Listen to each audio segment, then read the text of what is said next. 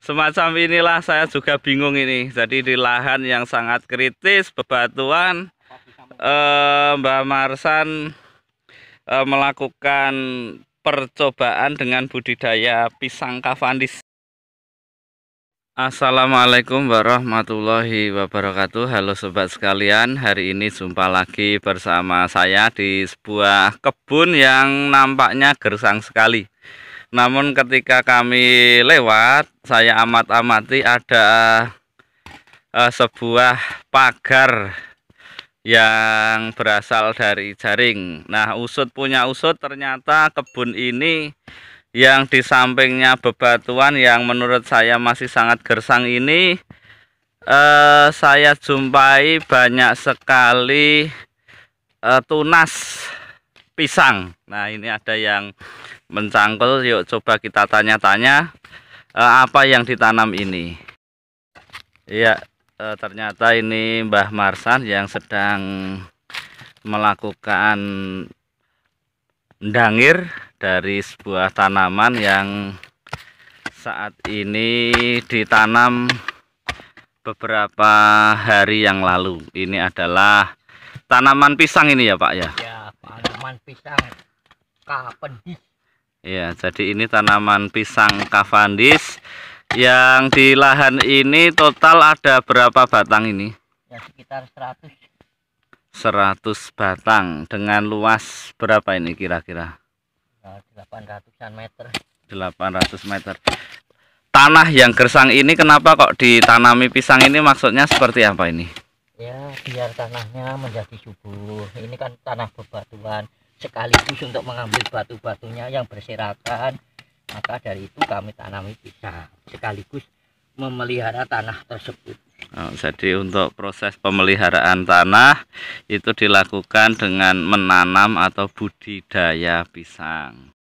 Batu-batunya semacam ini diambil satu persatu, nanti bisa digunakan untuk keperluan yang lain, sekaligus menyuburkan tanahnya. Oh ya, jadi proses pengembalian kualitas tanah yang tadinya gersang oleh Mbah Marsan dilakukan dengan metode penanaman pisang, yaitu pisang Cavendish ditanam pada sebuah lahan. Kemudian bebatuan yang ada itu kemudian dikumpulkan menjadi satu. Nah, sehingga pada suatu saatnya nanti dengan adanya pemupukan dan pemeliharaan tanah, maka tanah ini kembali subur. Bagaimana ini perawatan awal untuk pisangnya, Mbah? Nah, ini mau nggak mau, kalau kita sudah menanam, karena kita sudah mengeluarkan modal, mau nggak mau lahan ini akan terawat. Ini harus itu. Karena kita sudah mengeluarkan modal untuk tanam pisang, maka ini saya tanam sedikit saja, tidak sesuai dengan prosedur. Yang penting saya tanam ini, maka di dekat tunggak ini pun saya tanami. Mengapa demikian? Karena ini nanti pasti tunggak ini akan bisa diambil. Ya, karena harus mau tidak mau harus melakukan perawatan pada pisangnya. Sehingga dengan modal yang sudah dikeluarkan, si petani mau tidak mau harus memaksa dirinya untuk merawat. Nah, proses perawatannya seperti ini. Jadi awalnya untuk budidaya pisang yang dilakukan oleh Mbah Marsan ini tidak sesuai prosedur dengan melakukan pelubangan tanah, kemudian setelah dilubang langsung ditanami oleh pohon pisang dengan tinggi sekitar 20 cm ini.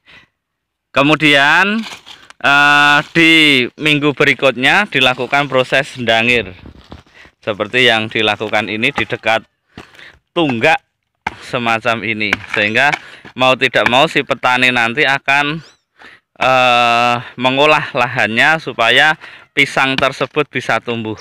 Nah, karena sudah mengeluarkan modal untuk proses budidaya.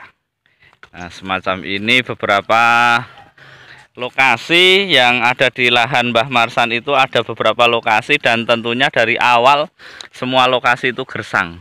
Nah, ini semacam ini yang belum didangiri posisinya seperti ini. Kemudian proses yang akan dilakukan adalah mengembalikan kualitas tanah dengan melakukan pendangiran, pemupukan minimal di sekitar lokasi yang ditanami pisang. Nah, semacam ini di sini sudah ada sekitar 80 sampai 100 batang pisang atau tunas pisang. Nah, semacam ini. Dan kalau ke utara lagi banyak sekali bebatuan, bahkan ada jurangan yang ada di utara sana. Dan menurut saya ini juga kurang yakin saya sendiri apakah ini nanti bisa tumbuh dan menghasilkan buah dan bisa memberikan keuntungan. Demikian yang saya laporkan langsung dari kebun pisang milik Mbah Marsan yang berada di lokasi Dusun Demangan, Desa Pijarjo. Terima kasih. Wassalamualaikum warahmatullahi wabarakatuh.